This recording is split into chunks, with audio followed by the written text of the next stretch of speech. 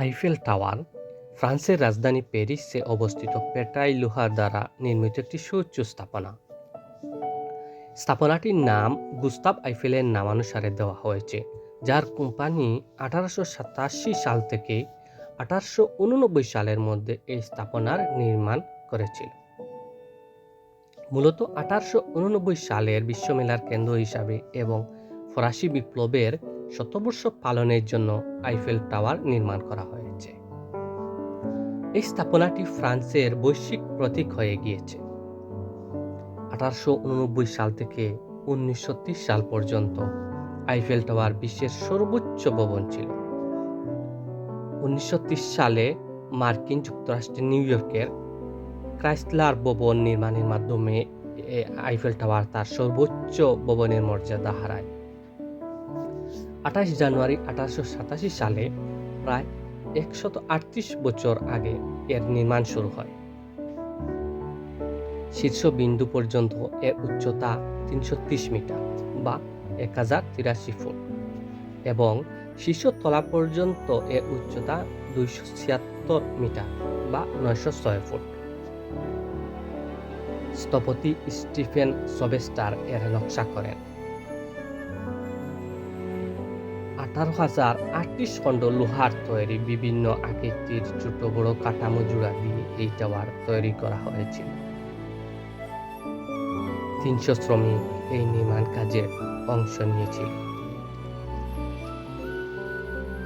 পর্যটকদের কাছে ইউরোপের সবচেয়ে জনপ্রিয় শহর এই ফ্রান্স এবং এর রাজধানী প্যারিস। আর প্যারিসের সবচেয়ে জনপ্রিয় প্রাচীন নিদর্শনের মধ্যে রয়েছে আইফেল টাওয়ার। আপনারা আমার পিছনে আইফেল টাওয়ারের মূল অংশ দেখতে পাচ্ছেন। এটা সম্পূর্ণ পেটাই লোহা দ্বারা তৈরি। এখন যে অংশটা দেখতে পাচ্ছেন, এটার ভিডিও আমি একদম আইফেল টাওয়ারের নিচ থেকে করেছি। তার মানে আপনারা নিচ থেকে পুরো আইফেল টাওয়ারের উপরের অংশ দেখতে পাচ্ছেন।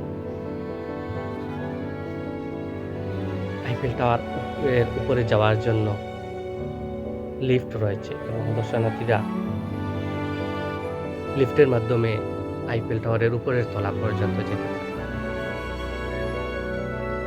আবহাওয়া খারাপ থাকার কারণে আমি এই যাত্রায় আর আইফেল টাওয়ারের উপরে আরোহণ করিনি।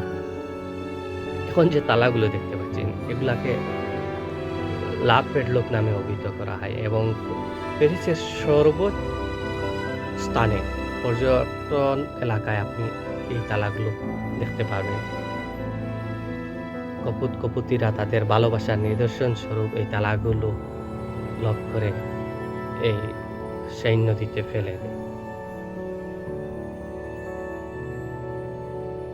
তারা তাদের ভালোবাসাকে একদম ট্রাফিক লাইটের লাইট পোস্টে পর্যন্ত বেঁধে রেখেছে। লাইট পোস্টটাকেও তারা ছাড় দেয়নি। এটা আইফেল টাওয়ারের অপোজিট দিক, মানে আগের যে ছবিগুলো দেখতে পাচ্ছেন ওইগুলা ছিল ওয়াচ টাওয়ারের দিক থেকে, আর এই পাশটা বাগানের দিক। এখানে গাছপালা এবং সুন্দর উদ্যান রয়েছে।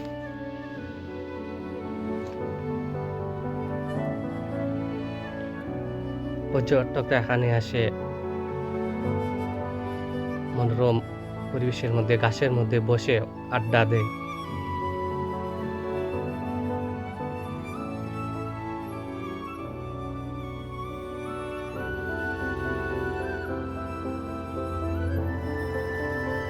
ধন্যবাদ সবাই।